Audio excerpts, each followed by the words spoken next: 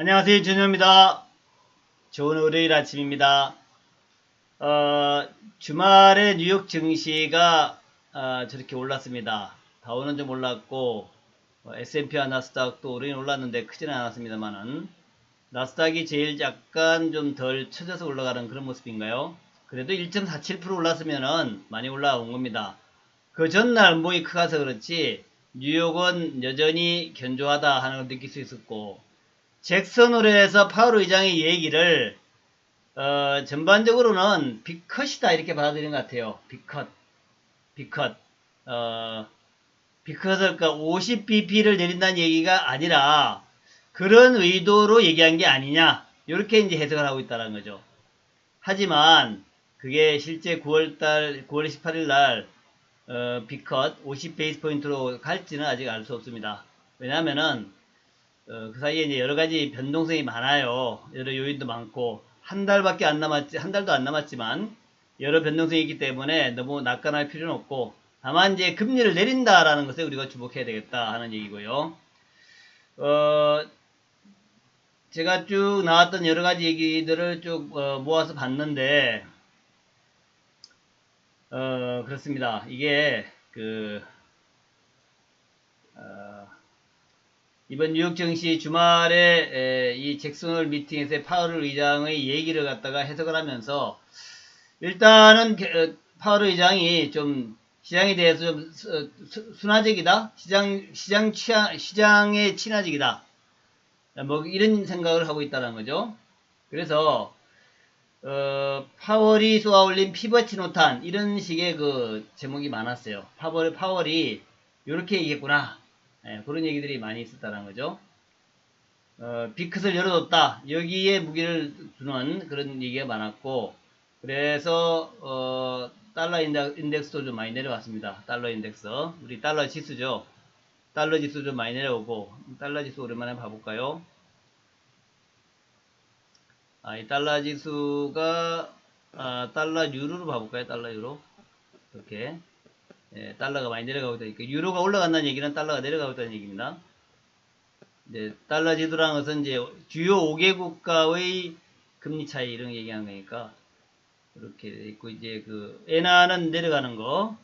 그래도 이런 식으로 어떤 흐름이 나오고 있다. 유로하고 달러는 거꾸로 돼 있으니까 엔화하고 어쨌든 그래서 일단 달러 약세를 얘기하는 그런 얘기들이 많고 달러 약세를 얘기한다는 얘기는 우리나라의 원화는 좀 원화의 가치가 올라간다는 얘기가 되는 거죠. 원화 가치가 올라간다는 얘기는 원 달러 환율이 내려간다는 얘기입니다. 원 달러 환율. 이때도 주말에도 보니까 원 달러 환율 좀 강하게 음봉을 내면서 좀 내려가려고 그러죠. 그래서 환율은 좀 내려갈 것이다 앞으로. 어디까지 내려가지는 알 수 없는데 일단 1300원대를 깨지 않겠냐. 1300원이 뭐 멀지 않았습니다. 1300원을 깨고 1200원대로 가지 않겠냐. 이렇게 보고 있고 9월 한 달 동안에 이제 그 CPI 지수라든가 또 9월 초에 나오는 8월의 고용지표 그런 것들을 감안해서 아마도 이제 그 금리 인하의 폭을 결정할 것입니다. 0.5냐, 0.25냐. 그리고 이제 꾸준하게 인하지 않겠냐. 뭐 8번 다 인하한다. 혹은 뭐 한 번씩 걸러서 인하한다. 뭐 여러 얘기가 많은데 일단 빠르게 금리 인하로 들어가느냐 아니냐 이게 이제 중요하겠죠. 그래서 그게 중요하고 심지어는 이런 얘기를 했습니다. 어, 파월의 조금 비판적인 서머스라는 사람은 이렇게 얘기를 했어요. 연준이 초기 인플레를 오판했다. 초기에 그 인플레가 급하게 올라가니까 너무 놀랬고 겁을 먹었다는 얘기죠. 그래서 너무 겁을 먹어가지고 금리를 너무 급하게 올렸다. 서머스 옛날에 전 재무장관이죠. 연준이 초기에 금리를 너무 급하게 올렸고, 그래서 그것 때문에 지금 고생하고 있고, 그래서 또 급하게 내릴 수밖에 없는 이렇게 그런 거 아니냐. 그래서 초기에 너무 급하게 오판해서 너무 급하게 금리를 올린 것을 이제 스스로 구제할 때가 됐다. 스스로 이제 풀어나간다는 얘기입니다.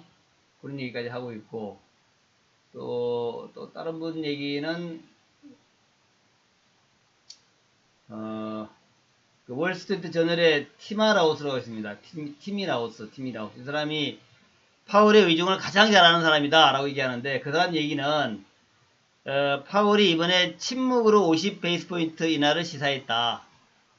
금리 인하가 필요하다는 얘기를 하고 50 베이스 포인트라는 얘기를 안 했지만, 그 침묵이 바로 그 50 베이스 포인트의 금리 인하를 시사하는 부분이다. 이런 얘기까지 했어요.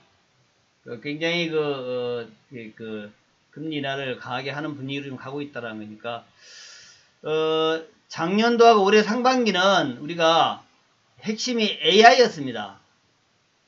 그 새로운 문명을 끌고 갈, 새로운 그 혁신을 끌고 갈, 새로운 경제 발전을 끌고 갈 핵심 모멘텀이 AI다. 인공지능이다, 이제. 인공지능이 핵심이었는데, 지금 하반기로 가면서 인공지능에서 금리 인하로 축이 좀 이동되는 그런 모습이거든요. 그래서 물론 AI도 계속 중요할 것이고 AI 반도체도 중요할 것입니다만은, 이제는 또 금리 인하 쪽도 조금 신경 써야 되겠다. 핵심 모멘텀으로. 우리가 장기 투자하시는 분들한테 꼭 중요한 것은 이런 이제 그 중요한 그 시장을 끌고 가는 어떤 핵심의 어떤 뭐 철학이라 할까요? 경제 철학? 철학이라고는 그렇고, 경제의 하여튼, 핵심의 맥 포인트. 이게 이제 중요하다. 작년까지, 올해 초까지는 이제 AI였어요. 제가 작년 가을에 AI가, 내년까지 계속 시장을 끌고 갈 것이다. 그런 얘기를 했었는데, 그리고 이제 1년이 지났죠. 그리고 이제 이번에는 AI도 물론 중요합니다만은, 그동안에 금리를 계속 올렸다가 이제 금리를 내리는 쪽으로 하기 때문에, 금리 인하 쪽도 우리가 좀 문을 열어둬야 된다. 금리 인하 쪽도 아주 중요한 모멘텀이 된다는 얘기입니다. 그래서 금리 인하 수혜주가 뭔가, 현대산업개발이다, GS건설이다, 뭐 아니면 중소건설사들이 더 혜택을 많이 받을 것이다. 여러 얘기가 많이 있는데, 일단 금리 인하가 중요하다라는 거, 그리고 그 혜택을 받는 기업들, 경제 사정 어려울 때 옛날에는 이제 금리 인하하면 이제 그 부실한 기업들이 많이 떠올랐는데, 이제 시장이 부실 기업들이 떠오르는 그런 장은 아닌 것 같아요. 물론 그런 종목도 뭐 단기적으로 좀 급하게 올라갈 수 있겠는데, 부실 기업이 올라가는 장은 아닌 것 같고, 우리가 이제 과거의 모멘트로 본다면 역시 건설주가 될 것이고, 근데 이거를 생각하셔야 돼요. 건설주가 혜택을 받습니다. 당연히 받는데, 하지만 그 예전의 그 상황하고 좀 다르다는 거죠. 예전의 상황. 예전에 이제 우리나라가 조금 그 경제 규모가 좀 작을 때는 이 건설주의 부피가 좀 컸죠. 건설주의 비중이 컸거든요.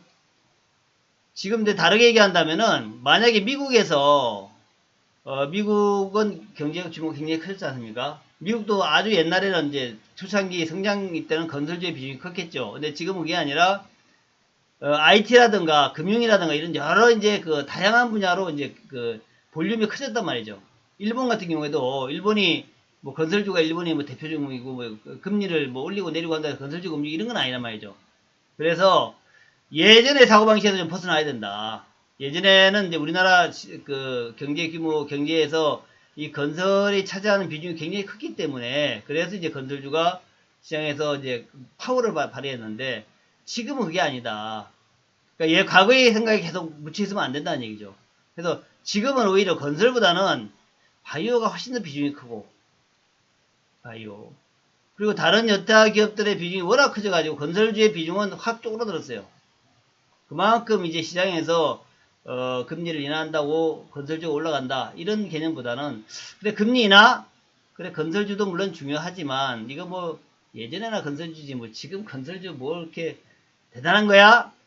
이번에 지금은 오히려 바이오라든가 이런 다른 성장주, 옛날엔 건설주가 최고의 성장주였죠. 근데 지금은 다른 성장주 쪽으로 많이 관심이 옮겨갈 것이다, 이렇게 봐야 됩니다. 그러니까 바이오라든가 제가 플랫폼 얘기도 많이 했지 않습니까? 플랫폼. 이런 것들이 성장주고, 그러니까 옛날에는 이제 돈들이 말입니다. 그 잉여 자금들이 건설업체에 많이 투자가 되고, 그로 인한 건설이 이제 그 경제를 끌고 가는 하나의 모멘텀으로 많이 작용했었는데, 지금 그렇지가 않다는 거죠. 지금은 이제 그거 말고, 건설주 말고도, 그러니까 급성장하는, 그러니까 옛날에는 건설주가 급성장주였는데, 지금은 그게 아니라, 뭐, 바이오, 플랫폼, 또 IT의 첨단 이런 쪽이 많기 때문에, 그런 쪽이 금리가 높을 때는 투자가 잘 안 돼. 그러다 금리가 내려가게 되면 그쪽으로 투자가 몰립니다.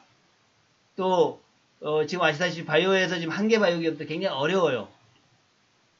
어려운데 그런 쪽에 이제 돈들이 들어갈 수 있는 여유가 된다는 얘기죠. 플랫폼도 마찬가지고. 여러분 지금 요즘에 국내에서 가장 큰 그 이슈가 뭡니까? 국내에서 가장 이슈. 국내에서 망해가는 기업들 있잖아요. 망해가는 기업들. 이커머스야, 이커머스. 이커머스가 지금은 그 옛날에 건설주랑 똑같다고 이해할 수는 없겠지만 이커머스가 어려운 경제에서 지금 빠르게 지금 도산하고 있단 말이죠. 이커머스가. 그래서 이커머스 중에서 몇몇 기업도 오늘 아침에도 보니까 또 뭐 이제 그 위험하다 하는 기업도 나오고 또 살아난다는 기업도 나오더라고요. 그래서 어찌 보면은 건설주가 물론 건설주도 뭐 혜택을 받습니다. GS 건설이라든가 현대산업개발 같은 것도 혜택을 받는데 오히려 금리 인하 수혜 쪽이 이런 쪽 아니냐. 이커머스의 그 한계 기업들을 도산시키고 남아있는 기업들은 또 살리고 그 중에서 우량하지만 재무 상태 좀 안 좋았던 기업들은 좀 혜택을 보는 그런 식으로 하지 않겠냐. 그렇게 이제 볼 수 있는 거죠. 그래서 뭐 잘 아시는 쓱다컴이라든가 쓱다컴 그다음에 뭐 그 11번가 과연 이런 것들이 이제 그 티켓몬스터 같은 게 그 퇴출되면서 또 오늘 아침에 또 다른 것도 몇 개 퇴출되는 것 같아요. 그러니까 티켓몬스터 같은 것이 퇴출되면서 이커머스에서 이제 그래도 우량했던 쓱다컴이라든가 이런 것들은 좀 살아날 수 있는 여유가 되고 또 그런 쪽으로 또 돈이 좀 지원될 수 있는 금리가 인하되면서 이런 쪽으로 생각을 해야 되겠다는 거죠. 이제 그게 이제 플랫폼 얘기입니다. 게임주도 마찬가지예요. 게임주도 경제가 어려워지고 그러니까 이제 게임을 별로 안 해. 그래서 이것들 많이 옛날에 많이 성장 산업이기 때문에 투자가 많이 됐단 말이죠. 근데 지금 굉장히 어려울 거야. 제가 이커머스는 지금 이제 대표적으로 우리가 많이 알고 있는 기업이니까 티켓몬스터도 많이 알고 있잖아요. 근데 게임주는 우리가 많이 모르기 때문에 그렇지만 이것들도 굉장히 어려운 회사가 많단 말이죠. 이 어려운 회사들 중에서 이제 도산할 건 도산하고 경기가 나빠가지고 게임 옛날만큼 안 해. 그래서 게임주 중에서 많이 도산할 건 도산하고 살아날 건 살아날 것이다는 얘기지. 그래서 이런 이커머스 게임 이런 게 다 플랫폼이죠. 플랫폼입니다. 그런 기업들, 그러니까 한 시대를 이끌었다가 너무 과잉돼 가지고 특히 2020년도에 팬데믹 때 더욱더 팍 섰다가 21년도 22년도에 확 거꾸로 가지고 지금이 이제 정리 단계에 있다는 얘기죠. 이커머스 게임이 이 정리 단계의 기업들이 이제 금리 인하로 대부분의 종목들은 그러니까 대부분이 아니라 부실한 기업들 다 정리가 되고 나면은 오히려 살아남아 있는 기업들 그런 기업들이 승자 독식으로 살아남은 기업들한테 양질의 자금이 투입되고 또 고객들이 몰리는 이렇게 승자 독식 돈도 몰리고 고객도 몰리고 이런 승자 독식의 세계로 가면서 그쪽이 좀 살아나는 그런 이제 국면을 여러분이 보게 될 것이다 라는 것을 좀 오늘 아침에 강조를 드리고 그 다음에 이제 이스라엘하고 중동이죠. 중동 근데 헤즈볼라하고 또 이제 한번 붙었어요. 근데 이제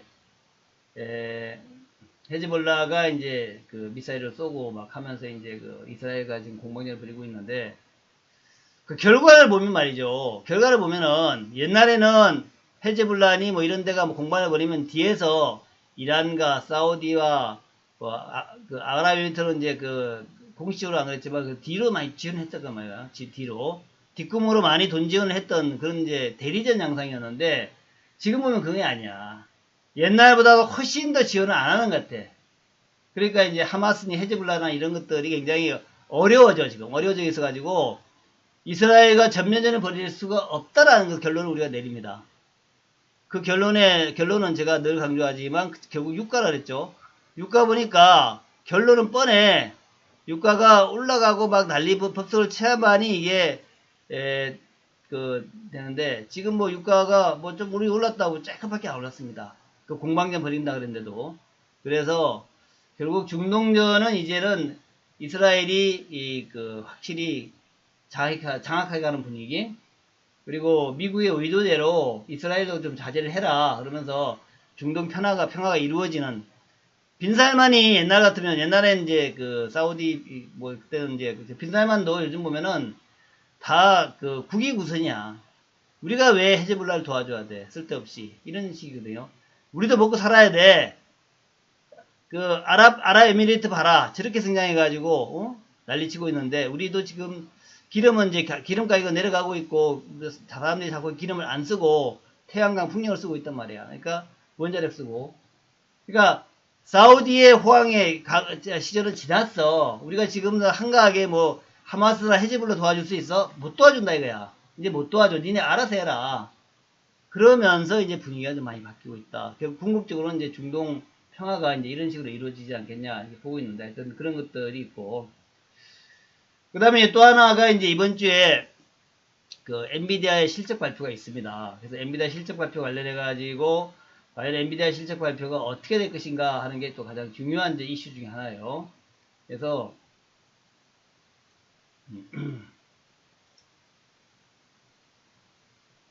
엔비디아에 대해서 이제 여러 얘기를 하는데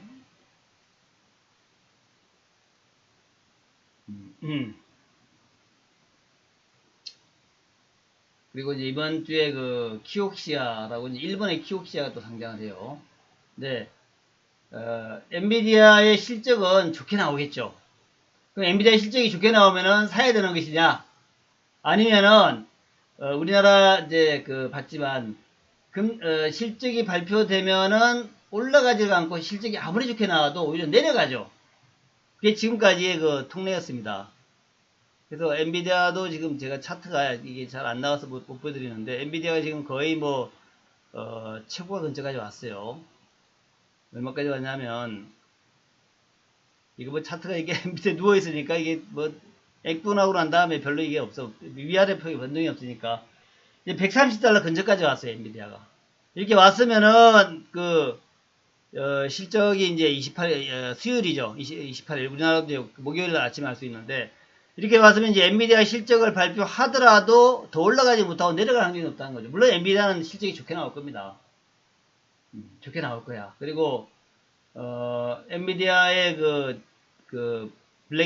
블랙웰도 뭐 출시가 좀 지연된다 이런 거 얘기도 많이 있지만 지연돼서 실망이다는 얘기 있지만 그렇다고 해가지고 그 엔비디아의 그 블랙웰이 안 나오는 거 아니냐. 나온단 말이죠. 그리고 대단할 거야. 또 한 번 대단할 겁니다. 그래서 그거 감안한다면은 결국에는 엔비디아 실적은 좋게 나오지만 좋게 나오기 때문에 오히려 주가가 내려갈 수 있다 이런 거죠. 오늘 그 웨드부시 얘기는 그 엔비디아 그 28일 실적 발표 수요일이죠. 수요일. 그러니까 28일인데 이게 수요일인데 우리는 이제 목요일이겠죠. 목요일 아침인데 본인이 뭐라고 얘기하냐면 웨드부시는 원래 그 초고속 성장주의 매니아죠. 그래서 엔비디아도 아주 좋아하고 옛날에 테슬라를 또 워낙 좋아했잖아요. 수년 만에 가장 중요한 이벤트다. 마이크로소프트나 알파벳, 아마존 클라우드 수치를 감안할 때 AI 수요는 계속 증가할 것이다. 이건 맞는 얘기예요. AI 수요가 계속 증가한다는 건 맞는 얘기야. 응? 맞는 얘기인데 그렇다면 주가 측면에서 어떻게 될 것인가? 장기적으로는 올라갈 거야. 엔비디아가 더 이제 $130를 지금 돌파하면서 옛날 $1,300죠. 여기를 돌파하고 그 일을 지지하면서 올라갈 겁니다. 근데 당장은 우리 뭐 삼성전자는 다 봤습니다만은 실적이 좋게 나온다고 주가 올라온 건 아니란 말이죠. 그래서 그때는 오히려 주가가 차익 매물로 나올 수가 있어요. 다 이제 알고 있거든. 엔비디아 이번에도 실적 좋을 거야. 블랙웰 지연되는 게 뭐 골드만삭스 얘기입니다. 실적 영향은 크지 않을 것이다. AI 산업은 발달할 수밖에 없고 그래서 엔비디아의 수익 개선세는 지속될 것이다. 펀더멘탈은 그래요. 펀더멘탈은 그런데 주가 측면에서는 이미 이게 많이 반영이 돼가지고 오히려 내려갈 수 있다. 그럼 내려간다고 막 폭락하느냐? 폭락하는 건 아니야. 네, 여기서 이제 조정기를 거치는 거죠. 엔비디아도 이제 좀 쉬어가는 거. 그러니까 이제 우리가 보는 말이죠. 항상 그 미국 그 대표 기업들은 최고의 순간에 액분을 해. 그 타이밍이 어떻게 잘 나오는지 몰라. 우리 그 옛날에 그 테슬라도 그랬고, 테슬라 이전에 뭐 우리 애플도 그랬고, 마이크로소프트도 그렇고, 하여튼 최고의 순간에 액분을 해. F는 해. 그 F는 하고 나면은 이제 모멘텀이 끝나가지고, 그다음부터는 물량도 많아져서 그런지 몰라도 주가가 크게 내려가진 않더라도 어쨌든 간에 그 소강 상태에 들어갑니다.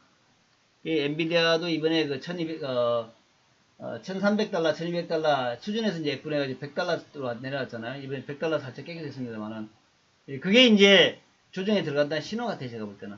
그래서, 실제 그 펀더멘탈적으로는 뭐, 엔비디아의 실적이 계속 개선될 것이고, 또 AI가 시장을 지배하고 AI 반도체가 여전히 누구 말대로 5년 동안 갈지는 알 수 없습니다만은, 그 사이에 또 경쟁이 성장할지 모르겠지만, 여전히 하여튼 산업 자체는 좋을 것이야. 하지만 주가 측면에서는, 좀 쉬었다 가는 모습이 나오지 않겠냐, 생각이 드는 거예요. GTN은 이런 얘기 했습니다. 이번 실적 발표에서, 블랙의 우려를 갖다가 시장의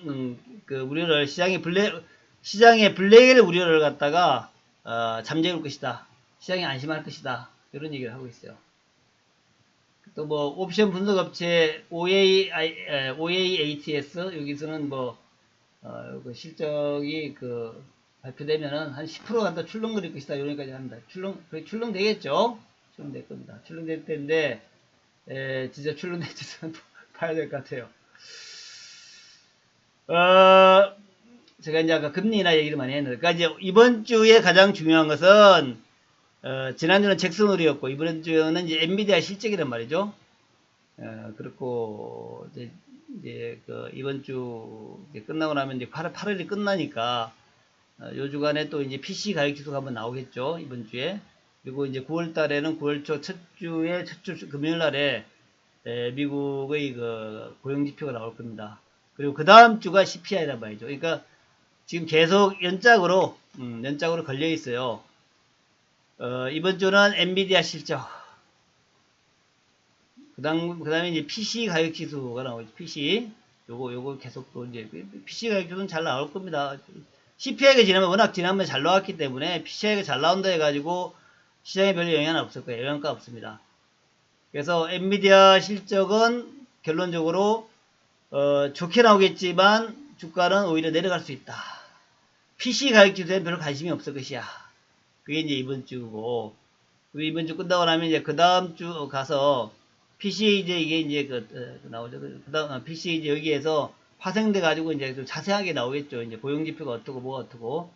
다음 주 가가지고는 이제 9월 초에 고용지표 나오고, 그 다음에 이제 CPI, PPI 또 나오겠죠. 9월 둘째 주에 나올 겁니다. CPI, PPI 또 나오겠죠. 그게 끝나고 나면 이제 9월 셋째 주가 맞나요? 그게 이제 잭슨홀 밑에 우리 추석 들어가고 하나, 둘, 셋째 주 맞네. FMC가 있다는 거죠. 이런 일정으로 가게 돼 있습니다. 이런 일정으로 가게 되는데 그러니까 이제 미국장보다도 한국장이 중요하잖아요. 미국 주식 하시는 분들은 그렇게 하시면 되고, 미국 주식 하시는 분들은 제가 얘기했던 그것을 이제 중심으로 쭉 얘기하시면 되고, 제가 아까 얘기한 게 한국 시장 어떻게 될 것인가 해서 말씀드리기를 이제 아까 초반에 제가, 건설업종과 이제 바이오라든가 이 플랫폼 업종을 쭉 얘기했단 말이죠. 근데, 과거의 시각으로 봤을 때는 현재 뭐 현대산업개발, 현대산업개발, 그 다음에 GS건설, 요 두 가지가 가장 돋보여요. 금리 인하 관련해서. 그래서, 금리 인하 관련된, 옛날 같으면 이게 이제 진짜 많이 올라왔는데, 근데 요즘은 이렇게 많이 올라가지 않습니다. 그, 이슈가 되고 있지는 않아. 옛날 같으면 이렇게 이제 금리를 인하한다 그러면은 이제 대표 건설주도 그렇지만 중소건설사들이 막 급등을 하거든요. 뭐 삼부투공 같은 거, 삼부투공 살아나는 거야, 이렇게. 근데 지금 그렇지는 않잖아요. 물론 이제 건설주가 혜택을 본다 해서 조금 반짝뜨긴 하지만 그게 길게 가는 건 아니란 말이죠. 그럼에도 불구하고 여러분들은 이제 현대산업개발하고 GS건설을 갖고 한번 관심을 보셔야 된다. 현대산업개발. 많이 올랐죠, 이때부터. 그래서 좀 관심을 가져보고. 또 GS건설 같은 것도 지난번에 순살 아파트 다 아시겠지만, 그런 이제 우여곡절이 있어가지고 주가가 내려왔다 봐야죠. 많이 내렸어. 내린 것만큼 또 올라갈 수 있다. 그런 관점에서 보시기 바라겠고. 그 다음에 이제 금리 인하 관련해서, 금리 인하 관련해서 가장 혜택 받는 게 제가 이제 이커머스 쪽이라고 그러잖아요. 이커머스. 이커머스나 게임 같은 데가, 게임 같은 기업들, 그 플랫폼 기업들이 혜택을 받을 수 있다. 왜냐하면 바닥에 있으니까. 우리가 현대산업개발도 갑자기 올라왔죠? 왜 갑자기 올라온 이유가 뭡니까? 가장 큰 이유는 바닥에 있었기 때문에. 바닥이잖아. 그때 그 광주에서 아파트가 붕괴되면서 확 그냥 다 부셔버렸죠, 그거? 예? 몇 개씩이 무너졌는데, 현대산업개발이 그래도 아파트의 명가인데 말이야. 그래서 열받아가지고 다 부셔버렸습니다. 다 부시고 다시 짓는다 그러죠. 그래서 화끈해. 그게 이제 내부 역량 강화라든가 대외 이미지, 를 고려한 그런 부분이겠죠. 아파트라는 것도 하나의 소비재 아닙니까? 소비재. 소비자하고 같이 호흡을 하는 그런 이제 근데 뭐 아파트가 이게 뭐 부실하다 이렇게 되면 누가 들어오겠어요? 분양 잘 안 되지. 자, 어쨌든. 그래서 현대산업개발이 10,000원 해가지고 쌍바닥 찍었을 때, 그때 사야 되는 거야. 그때. 그때 사야 되는 것이고, 지금 주가 좀 올라왔습니다. 저는 뭐 요즘은 건설주 별로 안 좋아해가지고 안 하지만, 어쨌든 순살 아파트다 이런 얘기가 나오고 했을 때가 바닥이야. 그게 바닥이라고. 그렇다고 이제 GS건설이나 현대산업개발이 업계에서 가장 그래도 명망이 높은 그 건설사이기 때문에 망하지 않는단 말이죠. 이 회사들은 다른 조그만 회사들이야 그러면 이제 망해버리는데, 그러니까 그럴 때 사야 돼. 다시 얘기해서 제가 늘 주장하는 게 뭡니까? 워렌 버핏을 봐라. 워렌 버핏. 워렌 버핏은 최악의 순간에 최악의 순간에 가장 우량한 종목을 사더라. 최악의 순간에 최악의 어떤 뭐로 막 주가 폭락했을 때 그 폭락한 자리에서 부실한 거 말고 우량한 걸 사더라. 우량한 거. 이 최악의 상황이 지나가고 나면은 살아날 종목 그런 거 사더라는 얘기죠. 그래서 그에 논리대로라면 이렇게 현대산업개발 강주에서 무슨 뭐 아파트 붕괴되고 할 때 그때 노리고 쌍바닥 찍으면은 사야 되는 게 맞다는 거죠. GS건설도 마찬가지고 결국 시간이 지나니까 좋은 조건들이 오고 그러니까 주가 올라가더라는 얘기죠. 그게 이제 봐야 되겠고 지금 뭐 바이든이 되느냐 해리스가 되느냐 뭐 말들 많아요. 근데 누가 될지는 알 수 없죠. 가봐야 하는 거니까. 사실 또 변수가 한 3개월 남았죠. 11월 4일인가요? 여러 변수가 많이 남았어요. 많이 남았기 때문에 누가 된다라고 얘기할 수 없지만 옛날에 바이든이 있을 때보다는 확실히 좀 달라진 거야. 그래서 지금은 막상 막하라 그러잖아요. 막상 막하. 그래서 해리스가 되면은 우리 뭐 종목들. 근데 사실 저는 담배, 술, 마리아나 이런 거 별로 안 좋아합니다. 그런 쪽의 주식은 여러 가지 악재들이 있어. 정부의 규제도 있고 하기 때문에 별로 안 좋아하는데 어쨌든 해리스 수혜주가 마리화나주다 이거는 좀 그래. 해리스 수혜주가 마리아나보다는 아무래도 태양광 풍력 이런 게 되겠죠.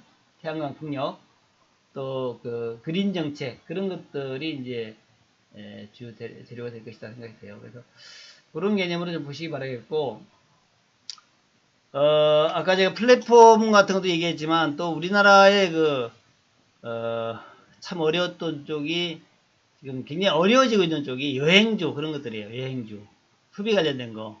그게 어려워진 이유는 팬데믹 기간에 많이 망하고 막 그랬단 말이죠. 금리 또 올라가면 또 힘들어지고. 근데 그런 것들이 조금 더 혜택 받을 수도 있다라는 거하고 조금 더 길게 봐서는 지금 소비가 너무 죽었죠. 특히 대한민국 소비는 너무 죽었습니다. 자동차도 안 팔려. 그 정도로 한국의 소비를 확 죽었어요. 그러다 보니까 뭐 식당도 안 되고 뭐도 안 되고 인플레는 심하고 막 이리 돼가지고 굉장히 뭐 살기가 빡빡해졌단 말이죠. 그러니까 빡빡해졌으니까 이 뭐 유통산업도 안 됩니다. 백화점도 안 되고 다 안 돼. 우리 놀러 가는 것도 많이 놀러는 가는데 그렇다고 해서 옛날 패키지로만 가는 게 아니라 이제는 진짜 개별 여행을 많이 가고 그래요. 그런 이제 상황으로 바뀌면서 또 어려워졌던 쪽이 또 이제 뭐 여행 산업이 팬데믹 끝나고 엔데믹 때문에 많이 좋아졌다 했더니 안 그랬다 이거지. 그래서 그런 것들 중에서도 좀 정리가 이루어질 겁니다. 하여튼 정리가 이루어져야 돼.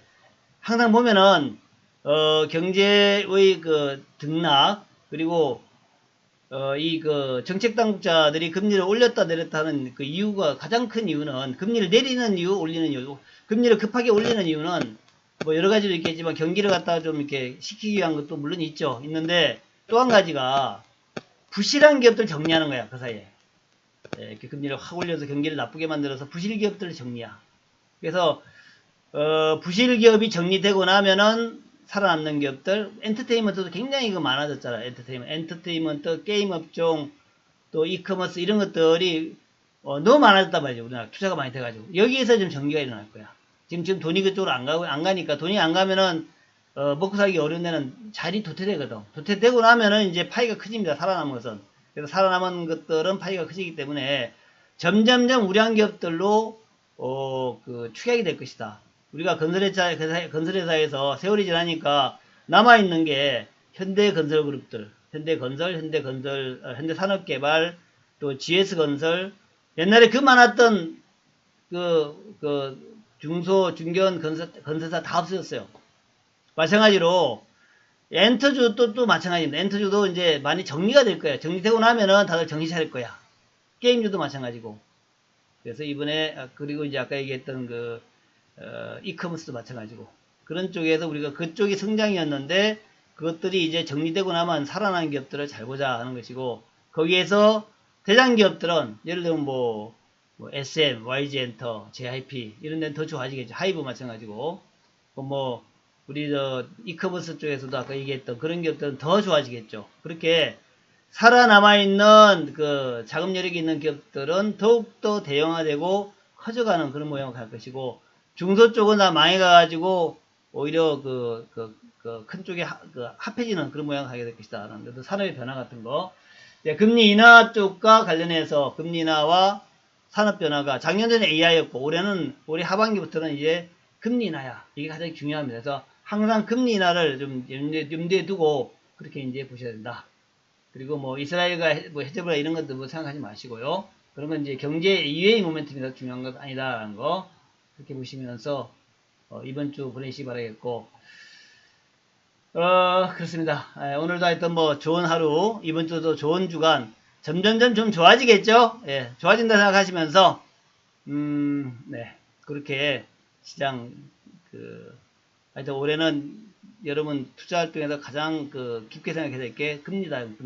금리가 인하된다는 거. 금리가 인상되는 게 아니라 금리가 인하된다는 거. 금리 인하 수혜주 그런 관점에서 대응하시면 될 것 같습니다.